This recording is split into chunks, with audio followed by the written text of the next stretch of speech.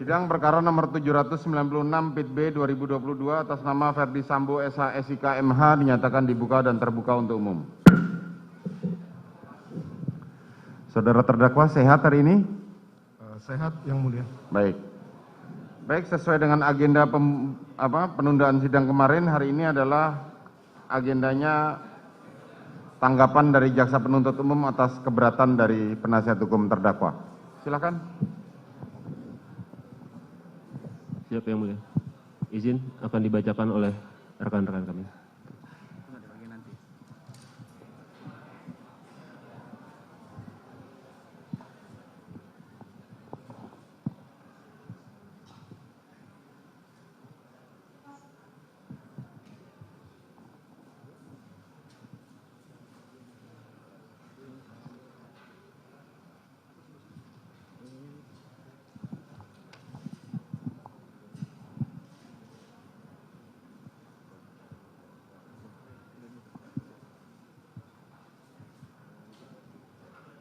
Baik, terima kasih majelis.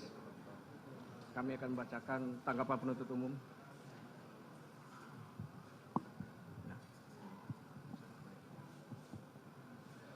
Di sini. Kejaksaan Republik Indonesia, Kejaksaan Tinggi DKI Jakarta, Kejaksaan Negeri Jakarta Selatan, demi keadilan dan kebenaran berdasarkan ketuhanan yang Maha Esa. Tanggapan penuntut umum terhadap nota keberatan tim penasihat hukum dalam perkara atas nama terdakwa Ferdi Sambo SH SIK MH, nomor register perkara PDM 242-JKTSL-10-2022 tanggal 5 Oktober 2022. Majelis Hakim yang mulia, penasihat hukum yang terhormat dan pengunjung sidang yang kami hormati. Pertama-tama kami panjatkan puji syukur kehadirat Tuhan Yang Maha Esa atas karunia taufik hidayah dan rahmatnya kepada kita semua yang hadir di ruang persidangan ini, di mana hari ini Majelis Hakim memberikan kesempatan kepada kami selaku penuntut umum untuk menanggapi eksepsi atau nota keberatan dari penasihat hukum terdakwa Ferdi Sambo SH SIK MH. Sebelum kami membacakan tanggapan penuntut umum atas eksepsi atau nota keberatan dari penasihat hukum terdakwa Ferdi Sambo SH SIK MH, perkenankanlah kami menyampaikan rasa hormat dan ucapan terima kasih yang setulus-tulusnya kepada Majelis Hakim yang menyidangkan perkara ini dengan tekun dan sungguh-sungguh, di mana Majelis Hakim telah memberikan kesempatan kepada jaksa penuntut umum untuk membacakan surat dakwaan atas diri terdakwa Ferdi Sambo SH SIK MH. Kemudian diberi kesempatan kepada terdakwa atau penasihat hukum terdakwa untuk mengajukan eksepsi atau nota keberatan. Selanjutnya atas eksepsi atau nota keberatan tersebut, penuntut umum diberikan kesempatan untuk mengajukan tanggapan atas eksepsi atau nota keberatan penasihat hukum. Demikian juga kami sampaikan ucapan terima kasih kepada saudara penasihat hukum yang telah menunjukkan semangat, kesungguhan, ketekunan, dan kegigihannya dalam usaha turut serta menegakkan hukum, mencari kebenaran dan keadilan di dalam mendampingi kliennya terdakwa Ferdi Sambo SH SIK MH. Suatu kenyataan bahwa di dalam persidangan ini terjadi perbedaan persepsi dan argumentasi antara penuntut umum dengan penasihat hukum atau terdakwa. Hal tersebut kami nilai masih dalam batas-batas kewajaran sebagai manifestasi tanggung jawab masing-masing dalam menggali dan menemukan mutiara-mutiara kebenaran dan keadilan yang didambakan oleh seluruh rakyat Indonesia yang ditegakkan pada peradilan ini. Meskipun terlihat adanya perbedaan pendapat, maka hal itu merupakan kewajaran sebagai insan hukum yang menjunjung tinggi keadilan berdasarkan hati nurani. Bahwa bertitik tolak dari pemikiran itulah tanggapan penuntut umum ini kami susun untuk menanggapi eksepsi atau nota keberatan dari penasihat hukum dari terdakwa Ferdi Sambo atas eksepsi atau nota keberatan yang telah dibacakan di muka persidangan ini pada hari Senin tanggal 17 Oktober 2022 pada pokoknya memohon sebagai berikut. 1. Menerima seluruh nota keberatan dari penasihat hukum terdakwa. 2. Menyatakan surat dakwaan nomor register perkara PDM 242-JKTSL-10-2022 tanggal 5 Oktober 2022 batal demi hukum. 3. Memerintahkan jaksa penuntut umum untuk menghentikan pemeriksaan perkara nomor 796-Pit B-PN JKTS Sel. 4.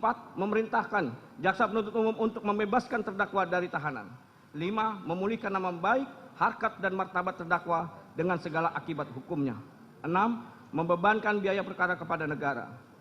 Atas permohonan penasihat hukum terdakwa tersebut, berdasarkan alasan keberatan karena terdapat kekeliruan surat dakwaan yang diajukan oleh jaksa penuntut umum antara lain. 1. Kronologis peristiwa yang kami susun berdasarkan informasi dari pokok perkara yang kami terima dari jaksa penuntut umum. 2. Ringkasan surat dakwaan yang tidak menguraikan peristiwa secara utuh. Antara lain, surat dakwaan tidak menguraikan rangkaian peristiwa yang terjadi di rumah Magelang. Bahkan terdapat uraian dakwaan yang hanya bersandar pada satu keterangan saksi tanpa mempertimbangkan keterangan saksi lain. 3. Surat dakwaan disusun oleh jaksa penuntut umum dengan tidak hati-hati dan menyimpang dari hasil penyidikan serta tidak memenuhi syarat material. Sebagaimana telah kami jelaskan mengenai ketentuan perumusan dakwaan secara singkat dalam poin 4 ketentuan perumusan dakwaan. Sehingga surat dakwaan berdasarkan pasal 143 KUHP harus dinyatakan batal demi hukum. 4. Salah satu keberatan kami atas surat dakwaan adalah jaksa penuntut umum tidak cermat dan menyimpang dari ketentuan hukum karena menyusun dakwaan dengan melakukan pemecahan penuntutan atau speeching atas satu perkara tindak pidana. 5. Selain itu surat dakwaan jaksa penuntut umum obscure libel karena jaksa penuntut umum tidak cermat, jelas dan lengkap menguraikan peristiwa dalam surat dakwaan antara lain karena a. Jaksa penuntut umum tidak menguraikan rangkaian peristiwa dalam surat dakwaan secara utuh dan lengkap berdasarkan fakta, yaitu penuntut umum tidak menguraikan latar belakang atau alasan terdakwa beserta rombongan pergi ke Magelang. Penuntut umum mengabaikan atau menghilangkan fakta pada tanggal 4 Juli 2022 dan pada tanggal 7 Juli 2022. B. Jaksa menguraikan rangkaian peristiwa dalam surat dakwaan, yaitu penuntut umum tidak cermat dalam menguraikan secara teliti dan tidak menjelaskan apa yang melatar belakangi terjadinya keributan antara korban Nofriansah Yosua Huta Barat dengan saksi Kuat Maruf pada tanggal 7 Juli 2022. C. Jaksa penuntut umum tidak cermat dalam menyusun surat dakwaan karena hanya berdasarkan asumsi serta membuat kesimpulan sendiri, yaitu a. Saksi Putri Chandrawati dengan tujuan untuk menceritakan peristiwa yang dialaminya kepada terdakwa Ferdi Sambo, SH, SIK, MH, lalu untuk berjaga-jaga dan ikut mendukung pengamanan situasi pada saat di Jakarta, mengajak juga saksi Kuat Maruf. B sampai dengan H. D. Surat dakwaan jaksa penuntut umum tidak terang atau obscure libel karena hanya didasarkan pada satu keterangan saksi Richard Eliezer Budiang Lumiu, yaitu a. Putri Chandrawati yang langsung keluar dari kamarnya menuju sofa dan duduk di samping saksi Ferdi Sambo, SH, SIK, MH, sehingga ikut terlibat dalam pembicaraan antara Ferdi Sambo, SH, SIK, MH, dan saksi Richard Eliezer Budiang Lumiu. B sampai dengan H. E. Jaksa penuntut umum tidak cermat dalam menguraikan rangkaian peristiwa dalam surat dakwaan karena telah mengabaikan fakta yang sesungguhnya, yaitu pada faktanya berdasarkan keterangan BAP Ricky Rijal Wibowo dan Kuat Maruf menjelaskan bahwa skenario tersebut disampaikan pada saat Ricky Rijal Wibowo, Kuat Maruf dan Richard Eliezer Budiang Lumiu bertemu dengan Ferdi Sambo di ruang pemeriksaan propos setelah terjadinya penembakan terjadi, bukan pada saat di lantai 3 rumah Jalan Saguling. F. Surat dakwaan jaksa penuntut umum tidak cermat, tidak jelas, dan tidak lengkap karena tidak menegaskan bentuk penyertaan terdakwa. Tanggapan Majelis Hakim yang mulia, saudara penasihat hukum yang terhormat, dan pengunjung sidang yang kami hormati. Eksepsi atau nota keberatan yang dibacakan oleh penasihat hukum terdakwa Ferdi Sambo tertanggal 17 Oktober 2022, kami, jaksa penuntut umum, setelah mendengar, membaca, dan mempelajari eksepsi atau nota keberatan dari penasihat hukum tersebut, kami menanggapinya sebagai berikut. Dakwaan mempunyai suatu aturan ketentuan yang diatur dalam pasal 143 ayat 2 KUHP yang berbunyi, penuntut umum membuat surat dakwaan yang diberi tanggal dan ditandatangani serta berisi a. Nama lengkap, tempat lahir, umur atau tanggal lahir, jenis kelamin, kebangsaan, tempat tinggal, agama, dan pekerjaan tersangka. B. Uraian secara cermat, jelas, dan lengkap mengenai tindak pidana yang didakwakan dengan menyebutkan waktu dan tempat tindak pidana itu dilakukan. Meskipun undang-undang menghendaki perumusan secara cermat, jelas, dan lengkap, akan tetapi KUHP sendiri tidak mengatur bagaimana suatu uraian tindak pidana dalam surat dakwaan itu dikatakan telah cermat, telah jelas, dan telah lengkap, atau belum, atau tidak cermat, tidak jelas, atau kabur, dan tidak lengkap. Dalam prakteknya, syarat-syarat yang berkaitan dengan formalitas identitas lengkap terdakwa disebut syarat formil. Sedangkan syarat yang berkaitan isi materi dakwaan dalam kurung uraian tentang tindak pidana yang didakwakan dan waktu serta tempat tindak pidana dilakukan disebut syarat material. Bahwa untuk memahami secara mendalam tindak pidana yang didakwakan itu memenuhi syarat material sebagaimana ditentukan pasal 143 ayat 2 KUHP adalah A. Rumusan tindak pidana, uraian unsur-unsurnya pada uraian fakta-fakta perbuatan terdakwa. B. Uraian tindak pidana secara sistematis, kronologis. Siapakah yang dihadapkan sebagai terdakwa dalam perkara itu? Tindak pidana apa yang telah dilakukan terdakwa? Selanjutnya akan dilanjutkan oleh kawan saya majelis.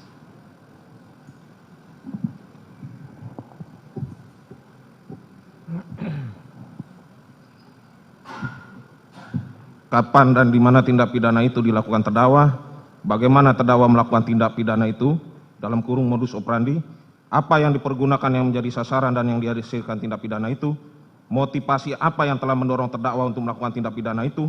Benar hak terdakwa dirugikan untuk melakukan pembelaan diri? Surat dakwaan tidak jelas dan tidak lengkap memuat elemen atau unsur-unsur tindak pidana yang didakwakan. Atau isi rumusan surat dakwaan antara yang satu dengan yang lain saling bertentangan. Atau surat dakwaan tidak merinci secara jelas bagaimana tindak pidana dilakukan terdakwa. Atau surat dakwaan tidak mencantumkan secara jelas waktu dan tempat tindak pidana dilakukan. Berdasarkan uraian di atas maka dapat disimpulkan bahwa tujuan utama surat dakwaan itu adalah untuk menetapkan secara konkret atau nyata tentang orang tertentu yang telah melakukan perbuatan tertentu pada waktu dan tempat yang tertentu pula. Sehingga kalau sudah terpenuhi tujuan utama surat dakwaan, maka dakwaan tersebut tidak dapat dikatakan batal demi hukum. Bahwa sebelum menanggapi eksepsi atau nota keberatan penasihat hukum, terdakwa terlebih dahulu penuntut umum menguraikan hal-hal sebagai berikut. Menurut pasal 156 ayat 1 KUHP, jenis keberatan ada 3 macam, diantaranya adalah sebagai berikut. 1. Pengadilan tidak berwenang mengadili perkara keberatan tentang wewenang pengadilan tersebut adalah berkenaan dengan kompetensi dari pengadilan tersebut, yakni kompetensi absolut dan kompetensi relatif. 2. Surat dakwaan tidak dapat diterima pada umumnya didasarkan atas kewenangan menuntut dari penuntut umum apabila wewenang penuntut dalam menuntut suatu tindak pidana sudah hapus. Sebagaimana pasal 75 KUHP, orang yang mengadukan pengaduan berhak menarik kembali dalam waktu 3 bulan setelah pengaduan diajukan. Menurut pasal tersebut, apabila suatu tindak pidana aduan di mana pengadu telah menarik kembali aduannya, namun tindak pidana tersebut dilimpahkan ke pengadilan oleh penuntut umum untuk disidangkan.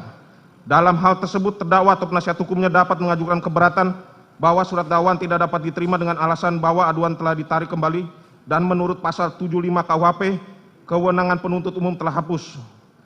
Pasal 76 KUHP yang biasa disebut nebis in idem.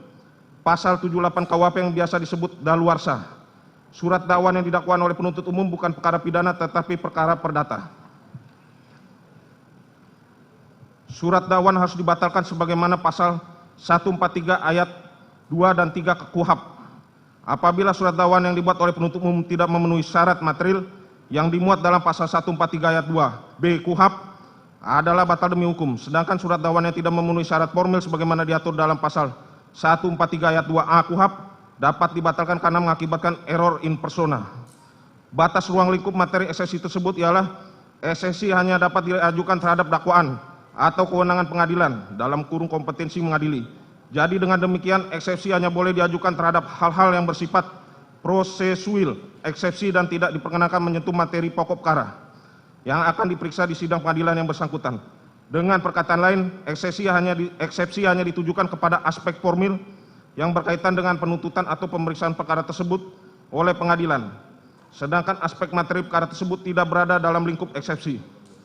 Bahwa sebelum penuntut umum menanggapi eksepsi atau nota keberatan terhadap dalil yang dikemukakan oleh penasihat hukum terdakwa Ferdi Sambo SH SIK MH, terlebih dahulu kami menanggapi dalil yang menyatakan hal-hal prinsip terhadap deklarasi hak asasi manusia sebagaimana pasal 7 dan pasal 14 ayat 1 Kovenan Hak Sipil dan Politik yang telah diratifikasi menjadi Undang-Undang Nomor 12 Tahun 2005 tentang pengesahan International Covenant on Civil and Political Right, Covenant Internasional tentang hak-hak sipil dan politik. Pasal 27 ayat 1, Pasal 28D ayat 1 Undang-Undang Dasar NRI 1945, Pasal 7 dan Pasal 8 TAP MPR tahun 1998 tentang hak asasi manusia, Pasal 17 Undang-Undang Nomor 39 Tahun 1999 tentang hak asasi manusia terhadap dalil tersebut setelah dicermati oleh penuntut umum dalil tersebut bukan merupakan ruang lingkup dari eksepsi sebagaimana pasal 156 ayat 1 KUHP, sehingga penuntut umum tidak perlu menanggapi lebih lanjut. Bahwa dalam eksepsi atau nota keberatan penasihat hukum terdakwa Ferdi Sambo, SH, SIK, MH, tidak membahas mengenai dakwaan kedua primer pasal 49 Junto pasal 33 nomor 19 tahun 2016 tentang perubahan atas Undang-Undang nomor 11 tahun 2008 tentang informasi elektronik Junto pasal 55 ayat 1 ke 1 KUHP. Subsidiar pasal 48 ayat 1 Junto pasal 32 nomor 19 tahun 2016 tentang perubahan atas Undang-Undang nomor 11 tahun 2008 tentang informasi elektronik Junto pasal 55 ayat 1 ke 1 KUHP, maka penuntut umum tidak akan menanggapinya lagi. Dalam materi eksepsi atau nota keberatan terdapat dalil lain yang dikemukakan oleh penasihat hukum terdakwa, maka penuntut umum akan menanggapi keberatan penasihat hukum atas nama terdakwa Ferdi Sambo, SH, SIK, MH sebagai berikut. 1. Bahwa terhadap alasan eksepsi atau nota keberatan penasihat terdakwa Ferdi Sambo, SH, SIK, MH mengenai kronologis peristiwa yang kami susun berdasarkan informasi dari pokok perkara yang kami terima dari jaksa penuntut umum setelah penuntut umum mencermati uraian eksepsi atau nota keberatan penasihat hukum terdakwa Ferdi Sambo, SH, SIK, MH, vide halaman 7 sampai dengan halaman 17. Jelas dan tegas menguraikan materi pokok perkara yang bukan ruang lingkup dari eksepsi sebagaimana pasal 156 ayat 1 KUHP, sehingga penuntut umum tidak perlu menanggapinya. Akan tetapi akan mengungkapkan fakta-fakta hukum tersebut pada saat pembuktian di persidangan. 2. Bahwa terhadap alasan eksepsi atau nota keberatan penasihat terdakwa Ferdi Sambo, SH, SIK, MH mengenai ringkasan surat dakwaan yang tidak menguraikan peristiwa secara utuh, antara lain surat dakwaan tidak menguraikan rangkaian peristiwa yang terjadi di rumah Magelang, bahkan terdapat uraian dakwaan yang hanya bersandar pada satu keterangan saksi tanpa mempertimbangkan keterangan saksi lain. Setelah penuntut umum mencermati uraian eksepsi atau nota keberatan penasihat hukum terdakwa Ferdi Sambo, SH, SIK, MH dalam kurung vide halaman 18 sampai dengan halaman 26, jelas dan tegas menguraikan materi pokok perkara yang bukan ruang lingkup dari eksepsi sebagaimana pasal 156 ayat 1 KUHP, sehingga penuntut umum tidak perlu menanggapinya, akan tetapi akan mengungkapkan fakta-fakta hukum tersebut pada saat pembuktian di persidangan.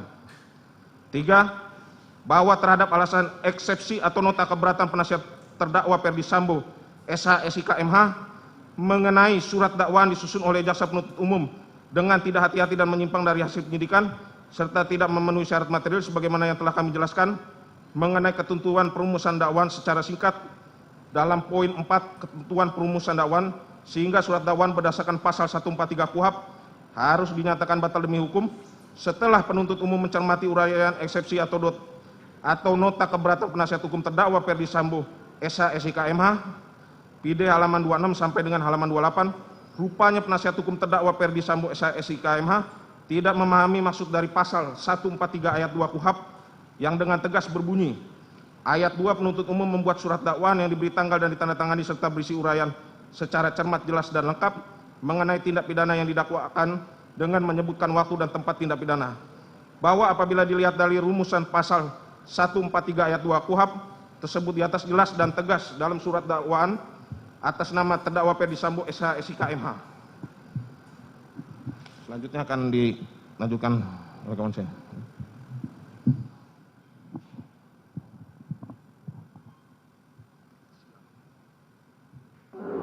Izin melanjutkan yang mulia.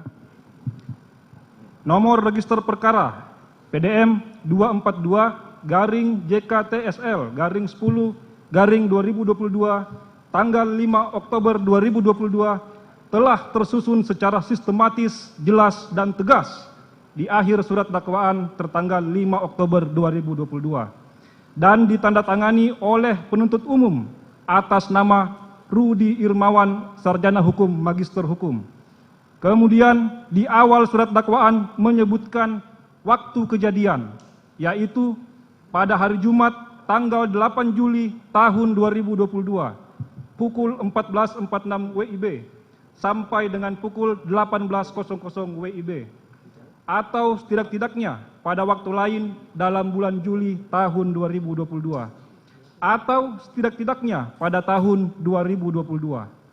Dan tempat tindak pidana yaitu bertempat di Jalan Saguling 3 nomor 29 Kelurahan Duren 3, Kecamatan Pancoran 1, Kota Administrasi Jakarta Selatan, Provinsi DKI Jakarta, dan bertempat di Rumah Dinas Komplek Polri Duren 3, nomor 46, RT 05, RW 01, Kelurahan Duren 3, Kecamatan Pancoran 1, Kota Administrasi Jakarta Selatan, Provinsi DKI Jakarta.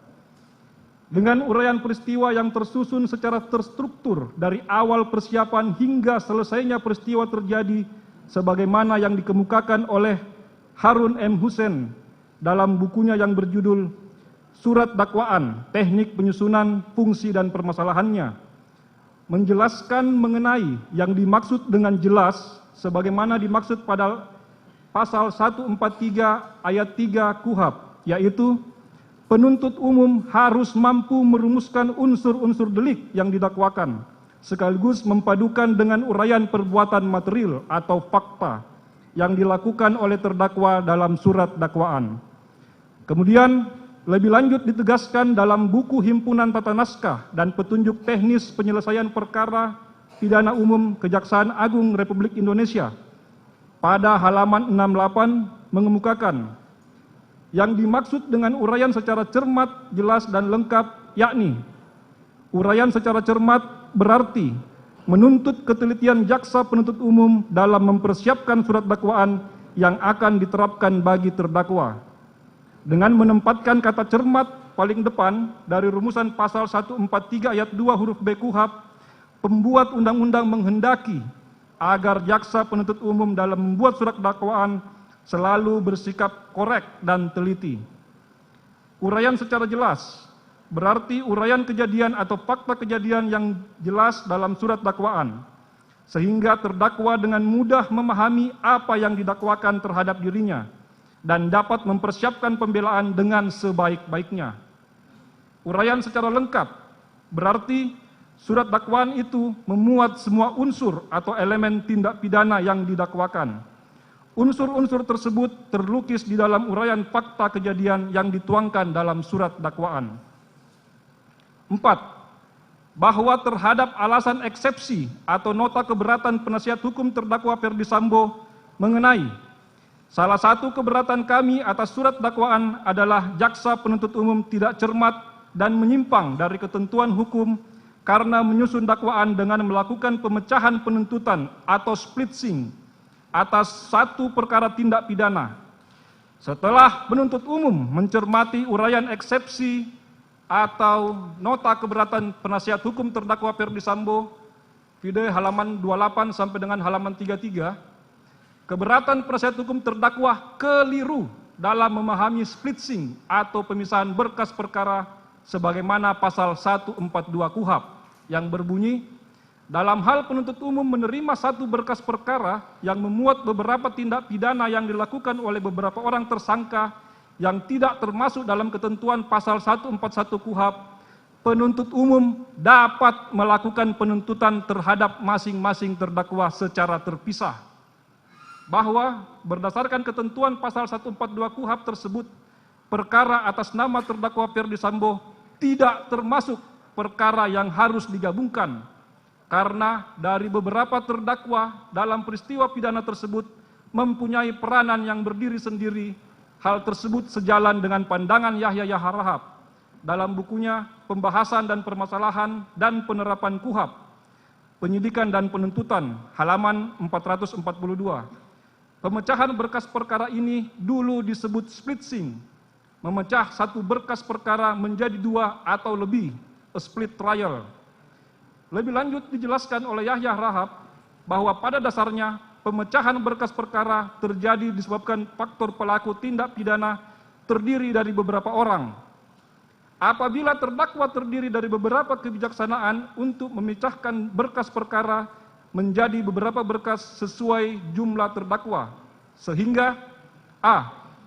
berkas yang semula diterima penuntut umum dari penyidik dipecah menjadi dua atau beberapa berkas perkara. B. Pemecahan dilakukan apabila yang menjadi terdakwa dalam perkara tersebut terdiri dari beberapa orang. Dengan pemecahan berkas perkara dimaksud masing-masing terdakwa didakwa dalam surat dakwaan yang berdiri sendiri atau satu dengan yang lain. C. Pemeriksaan perkara dalam pemecahan berkas perkara tidak lagi dilakukan bersamaan dalam satu persidangan. Masing-masing terdakwa diperiksa dalam persidangan yang berbeda. D. Pada umumnya, pemecahan berkas perkara menjadi penting apabila dalam perkara tersebut kurang bukti dan kesaksian. Yahya Harahap mengemukakan pemecahan berkas perkara menjadi berkas yang berdiri sendiri dimaksudkan untuk menempatkan para terdakwa masing-masing menjadi saksi timbal balik di antara sesama mereka. Sedangkan apabila mereka bergabung dalam satu berkas dan pemeriksaan persidangan, antara yang satu dengan yang lainnya tidak dapat dijadikan saling menjadi saksi timbal balik. Bahwa lebih lanjut dengan pertimbangan dalam kasus sebagai terdakwa, keterangannya hanya berlaku untuk dirinya sendiri, sesuai ketentuan pasal 189 ayat 3 KUHP. Oleh karena itu, dengan berpedoman pada pasal 142 KUHP, maka berkas perkara harus diadakan pemisahan atau splitsing, agar para terdakwa dapat disidangkan terpisah, sehingga terdakwa yang satu dapat menjadi saksi terhadap terdakwa lainnya. Bahwa jurisprudensi yang diikuti selama ini masih mengakui saksi mahkota sebagai alat bukti, sebagaimana putusan Mahkamah Agung nomor 1986/PIT/1989 tanggal 2 Maret 1990 yang menyatakan bahwa jaksa penuntut umum diperbolehkan oleh undang-undang mengajukan teman terdakwa yang ikut serta melakukan pembuatan pidana tersebut sebagai saksi di persidangan pengadilan negeri, dengan syarat bahwa saksi ini kedudukannya sebagai terdakwa. 5. Bahwa terhadap alasan eksepsi atau nota keberatan penasihat hukum terdakwa Ferdi Sambo mengenai selain itu surat dakwaan jaksa penuntut umum obskur libel karena jaksa penuntut umum tidak cermat, jelas dan lengkap menguraikan peristiwa dalam surat dakwaan, antara lain karena a. Jaksa penuntut umum tidak menguraikan rangkaian peristiwa dalam surat dakwaan secara utuh dan lengkap berdasarkan fakta, yaitu penuntut umum tidak menguraikan latar belakang atau alasan terdakwa beserta rombongan pergi ke Magelang. Penuntut umum mengabaikan atau menghilangkan fakta pada tanggal 4 Juli 2022 dan pada tanggal 7 Juli 2022. B. Jaksa menguraikan rangkaian peristiwa dalam surat dakwaan, yaitu penuntut umum tidak cermat dalam menguraikan secara teliti dan tidak menjelaskan apa yang melatar belakangi terjadinya keributan antara korban Nofriansah Yosua Huta Barat dan saksi Kuat Ma'ruf pada tanggal 7 Juli 2022. C. Jaksa penuntut umum tidak cermat dalam menyusun surat dakwaan karena hanya berdasarkan asumsi serta membuat kesimpulan sendiri, yaitu a. Saksi Putri Chandrawati dengan tujuan untuk menceritakan peristiwa yang dialaminya kepada terdakwa Ferdi Sambo, lalu untuk berjaga-jaga dan ikut mendukung pengamanan situasi pada saat itu di Jakarta, mengajak saksi Kuat Ma'ruf. B sampai dengan H. D. Surat dakwaan jaksa penuntut umum tidak terang atau obskur libel karena hanya didasarkan pada satu keterangan saksi Richard Eliezer Pudiang Lumiu, yaitu a. Putri Chandrawati yang langsung keluar dari kamarnya menuju sofa dan duduk di samping saksi Ferdi Sambo SH, sehingga ikut terlibat dalam pembicaraan antara Ferdi Sambo dan saksi Richard Eliezer Pudiang Lumiu. B. Huruf B sampai dengan huruf H. Setelah penuntut umum mencermati uraian eksepsi atau nota keberatan penasihat hukum terdakwa Ferdi Sambo, Vide halaman 33 sampai dengan halaman 46, bahwa dalil keberatan penasihat hukum terdakwa yang dikemukakan pada poin 5 ini merupakan manifestasi dari keseriusan penasihat hukum terdakwa dalam mencermati materi pokok perkara, sehingga menyatakan obskur libel. Padahal, dalam surat dakwaan penuntut umum tertanggal 5 Oktober 2022 sudah diuraikan secara jelas, sistematis, dan terstruktur dengan uraian peristiwa secara cermat, jelas, dan lengkap mengenai tindak pidana yang didakwakan kepada terdakwa Ferdi Sambo. surat dakwaan tersebut telah nyata diakui secara tegas oleh penasihat hukum terdakwa sebagaimana yang telah diuraikan dalam eksepsi atau nota keberatan pada halaman 7 sampai dengan halaman 9 yang telah membagi menjadi 3 fase peristiwa, antara lain fase rumah saguling diuraikan sebagai berikut. A. Peristiwa tanggal 8 Juli 2022. B. Ferdi Sambo emosional mendengar laporan kejadian kekerasan seksual di Magelang yang dilakukan oleh Nofriansah Yosua Huta Barat kepada Putri Chandrawati, sebagaimana disampaikan oleh Putri Chandrawati kepada Ferdi Sambo di lantai 3. C. Ferdi Sambo memanggil Ricky Rizal Wibowo dan Richard Eliezer Pudihang Lumiu secara terpisah dan bergantian ke lantai 3. Fase rumah duren 3. A. Putri Chandrawati isolasi mandiri di kamar lantai 1. B. Ferdi Sambo secara tiba-tiba menyuruh supir atas nama Prayogi untuk mundur sesaat setelah melewati rumah duren 3. C. Ferdi Sambo hajar cat, namun Richard Eliezer Pudihang Lumiu menembak Nofriansah Yosua Huta Barat. Dari uraian tersebut di atas, jelas terlihat penasihat hukum terdakwa Ferdi Sambo tidak memahami uraian yang telah dituangkan dalam surat dakwaan penuntut umum. Maka patutlah kiranya eksepsi atau nota keberatan penasihat hukum terdakwa untuk dikesampingkan.